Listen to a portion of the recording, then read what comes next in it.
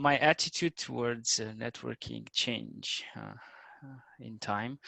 In my youth, I tended to believe that performance is a strong predictor for achievement, for promotions, if you like. In time, I realized that this is not the case. There is actually a formula which states that performance sometimes can mean only 10% or can account for 10% of people's success in a company. The others are perception or how much, how many or how good relationships you have with your peers. After learning about that, I started searching for new ways for success, and I found that one of the predictors or one of the means to success is networking. And this is why I enrolled in this path, in this journey to improve my networking skills. Today I'm going to speak about what you're going to do after a networking event. What are the steps or what are the suggestions for you to improve your networking skills and keep in touch with your network. The objectives for this speech were to attend a networking event. Unfortunately, due to COVID, the event was cancelled, but still I did the preparation and I thought that it would be useful for everybody in this session to learn what I learned myself whilst preparing for the event. The event in scope is a half-yearly event. Once 6 months, we meet, all the company meets and just shares stories and so the company offers us an opportunity to network, basically. The first event took place in November, and even though I had good conversations and I met a lot of people, nothing changed after the event. I was the same old guy with a very little to no network. So I decided to change that, and I found that Toastmasters has a dedicated speech for networking, and I read the script and the suggestions that Toastmasters have for that. The next event was supposed to happen on 30th of March, the one that I prepared for, but due to COVID, as mentioned before, didn't happen. And well, let's see what I've learned and what I prepared for that. First thing first is preparation. And I think this is key for everything in life, but also for networking. Because preparation gives you intent and focus. And this is important only or even only for the fact that you will pay attention on the dedicated people you want in your network. And doing that, you will learn what they like, what they dislike, and maybe you are able to help. So keep, pay attention to preparation. This is important before every networking event. Well, what to do after? Because after analyzing the first event that I attended, I realized that my gap is not the event itself, it's on what happens after the event. I never kept in touch, and this is why I have this speech, because I decided to keep in touch with as many people as I can. Well, and first thing you should do after such events is keep in touch. Email or phone or whatever you like, just message the persons in your network in order to let them know that you had a conversation, and if you can, personalize the text or the message that you send them for them to feel special, and of course to know that you paid attention. Well, keep in touch is not enough. Or what do you do when you keep in touch? At first, I had a lot of questions. First, how often do you keep in touch? Or what do you know? What do you say when you keep in touch? Well, because I was not very good at networking, I didn't have the answers for those questions. For the first one, how often you keep in touch, there is not a definitive answer. The guys on the internet say that you should keep in touch as long as you have interesting topics for the other person. but, and there is a but in here, you should keep in touch at least once a month with with your network. The second guideline that I will have to present today is that, well, you keep in touch, but what do you say? What do you say to those people? And I will tell you something about, well, it's not necessarily something to write in the email or in the text, but something to guide you to find the right information. And that is to be helpful and try to care about the person that you're trying to talk to. What do I mean by that? If, for example, in that event, I'm talking about container gardening, and you find a nice article about container gardening or gardening, you can always email me about that and just say, hey, look what interesting article I found. This might be interesting for you. What I'm trying to say is that whenever you find things that interest the other person, just text them, and do not just contact them when you need something from them. This is the part with caring about them, not necessarily wanting something, just helping them. Another thing that I would like to mention here is, when you send them emails or notifications, do not brag about your accomplishments. So make them about them, not necessarily about you. Of course, you should tell them or let them know what's new in your world, but just do it like a statement, not necessarily just brag long sentences about what you did, what you accomplished, and how great guy or girl you are. Everybody, it's a good or great girl. Another thing, or the third thing you should do, and this is, I think it's also important at the event itself, but it's even more important when after the event. Just try to prioritize. You do not have a lot of time, you're already busy. So prioritize how many and the most important people you want to be in contact with, and just keep the closest relationships to those. Prioritize lets you or gives you the opportunity to focus on the people that help you achieve the goals that you would like. For example, if you are in a company or a corporation and you would like to change teams, maybe you would like to focus on your new peers or the manager that in the new team, just to have a good relationship and start letting them know, or for them to let you to know. And if the opportunity arises, you can just have easier conversations about moving. Because I'm out of time, I'm just going to give you one do not do example of something that you should not do in those notifications or those moments you keep in touch.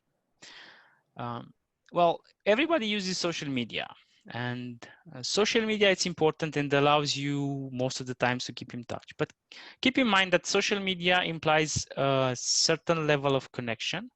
So don't overdo it. Don't overdo with social media. Just try every opportunity that you have to get in touch with your network.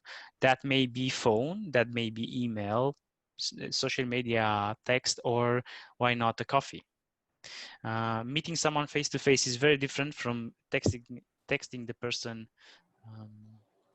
on Facebook. So the level of connection from these two engagements differ a lot, and you will benefit from more from meeting the person face to face. I would like to end by, comparing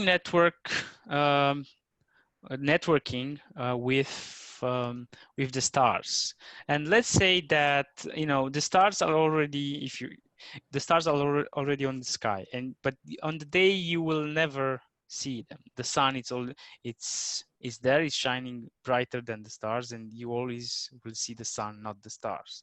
Networking is similar to that in the night, and similar to that, the networking gives you the opportunity to shine, in the sense that networking may give you new job offers, may give you the opportunity for you to have better views on solving issues. because you have access to a greater circle of acquaintances and experience using your network. So take the opportunity to shine and enlarge your network. Thank you. So welcome to this ad hoc public evaluation section. Petre actually invited us to shine and take this opportunity to shine. And I would like to extend that invitation for you as well to try to participate and find something nicer, something nice to say, or something that Petre might find easy to improve. Try not to take too long. We're going to have 4 or 5 people doing evaluations today. So try to be mindful of that. Is there anyone who would like to start to give some feedback to Petre over here? Anyone in particular? Would be really great if people who do not have roles today. Claudiu, for example, do you have any suggestions you might want to add? Okay, let's say I would like the final. It was very, very tough with this conclusion to shine. It's very important for everybody in one networking to have this ability to make one step forward and keep anyway connection with the people who has met him in the past. And very important is to, after your meeting with this person, to make follow-up. That means also to text, to have a coffee break or something. It was very good who explained a lot of stuff, Peter, in this situation. Finally, it's a good topics, a good 3 point. I saw 3 point. You said 3 point, and you give more information about that. And the final was very, very strong for me, and I have it in mind for a long time. Thanks. Good speech, Peter. Thank you very, very much, Claudiu. I'm looking around through the list. If anyone wants to join, feel free to type in chat. Otherwise, I'm going to nominate a few other people if anyone would like to add some points. Looking at guests and, oh, Razvan, come on. Let's step up. What do you want to say? Wait, I forgot I had to unmute myself. So first of all, I want to congratulate you, Petre, on the speech. It was a good speech. I really loved your structure. It was easy to follow. You started with your vision over networking. Then you told us why you are explaining us the networking skills that we need. And then it was an easy to follow up structure with 3 points to improve, and one that you advised us not to do. I would recommend next time you use more body language and maybe get up while you're holding a speech, not chair. But honestly, you can do this chair thing while sitting down because you have a really great voice for storytelling. It just, I advise you to not use phrases that get us out of the story. Like at some point, you were very calm and you were telling us something, and you told us, my time is almost over, so I will tell you one thing that you are not allowed to do. And honestly, I came back there and I was like, oh yeah, he's holding a speech, he has time. You know, I think there you missed the moment to come closer to me as a listener. And at the end, you can end with the bang, with the stars, or in a speech like this, I think you can end even with a sum up, because you're trying to teach us something and it's easier for us to remember the last words you said. Thank you for your speech. Thank you very much for your evaluation, Razvan. We have one person in here who's not part of the club. Roberta, do you have any feedback you might want to give Petre, for example? Just a second. So I think that this was the first time when I have been hearing one of your speech, Petre, I really like the calm in your voice. I think that Razvan managed to add the constructive feedback. I have the impression that it's short considering the topic, and my suggestion maybe for you for the future is to I don't know, stay a little bit maybe and go to networking event and observe in depth and come up with more details and suggestions, because actually in this world I don't know if we have a person that really invests time in order to tell us what should be done during the event, this kind of event, after the event, and all we are seeing now is networking and so on. So thank you very much for your speech, and keep up the good work. Thank you. And thank you very much for your valuable feedback, Roberta. I would like to conclude this section with my feedback as well. I agree with what was said before. I also want to congratulate you on your structure, and I think that your calm voice is suitable for this kind of information, for an informational speech. The things that I think you can improve on and you can work on a little bit more are especially the start of your speech, the way we get into it, because you have a very, very long introduction that left you very little time for the meat of your speech. You can come up with a bang and rise up the energy. And I would like to double down on the suggestion Razvan came with in terms of your body language. You can expand a little bit before the speech. You can start moving just to build up some energy to be able to make that impact right at the beginning. So just move a little bit, stretch out. Maybe that helps you bring in some more energy to the speech to capture our attention a little bit more. Likewise, I think the excuses that you made in the speech might distract the audience, excusing people about the objectives that you may or may not have followed, the fact that you don't have time, the same way they can distract from the speech and decrease your authority, an aspect which I think Roberta also noticed in some way, that you that somehow you would need a little bit more authority to follow your message and agree fully to it. I'd like to summarize that your structure was really good. It was easy to follow. The tips themselves were easily structured and easy to follow and very valuable. And again, I recommend you work on your energy and that you shorten your introduction a little bit. Thank you very much. And I would like to thank everyone who participated in this little experiment.